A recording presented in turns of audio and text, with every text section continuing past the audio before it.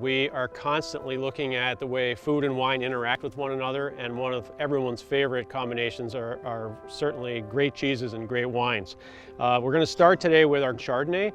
We thought it would be interesting to pair it with the Gruyere and the Brie. And so that's kind of a point counterpoint. So you're looking at Gruyere, which is typically a crumbly cheese that is sometimes used for shaving into, or melting, and has a very piquant flavor, and is a little bit sort of acidic. And so the wine picks that up, and it worked really well in a sort of a parallel way. An opposite combination is the other one. So Brie is a triple crown. So when you take a bite of that, it melts on your palate and soaks and absorbs into your taste buds. And if you take another bite, does it taste as well as the first one? No, because your taste buds are full of that richness. A sip of wine with acidity in it is almost like a windshield wiper effect, and it cleanses your palate, and it wakes those taste buds back up so that you get that nice fresh flavor of the cheese every time you take a bite. So that's a great example of parallel matching with the Gruyere and opposite matching with the Brie.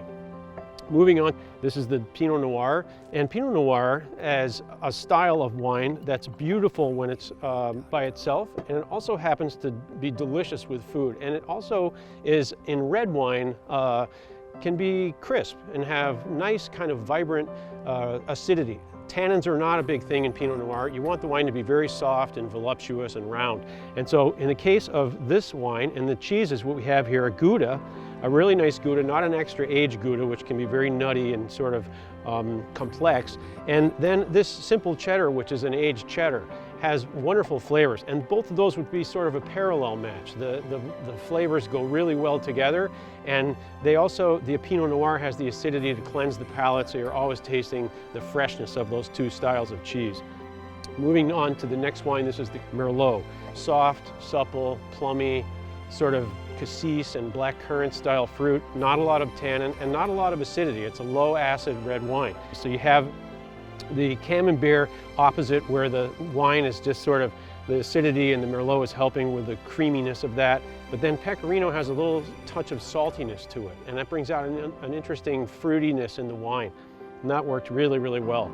Moving on to the fourth wine, this is Zinfandel. Zin is a spicy style of wine. It has a really brambleberry, kind of grilled raspberry style that is really great on its own. It's delicious. It has some wonderful oak character to this wine. And then with the cheeses, Asiago is a very interesting cheese, typically used as a crumbly cheese, but it's really great with Zinfandel. It's somehow the spiciness of the wine picks up this really interesting character in the cheese. And then here we have a very simple goat cheese, goat's milk cheese without black pepper or without herbs at all, just straight ahead goat cheese, which sometimes you might use in a salad, sometimes you might just spread it on simple crackers. It's fantastic. It almost makes the fruit in the Zinfandel just pop. Food and wine should be fun, and you should always explore different combinations. Cheers, and I really appreciate you joining us today. Thank you.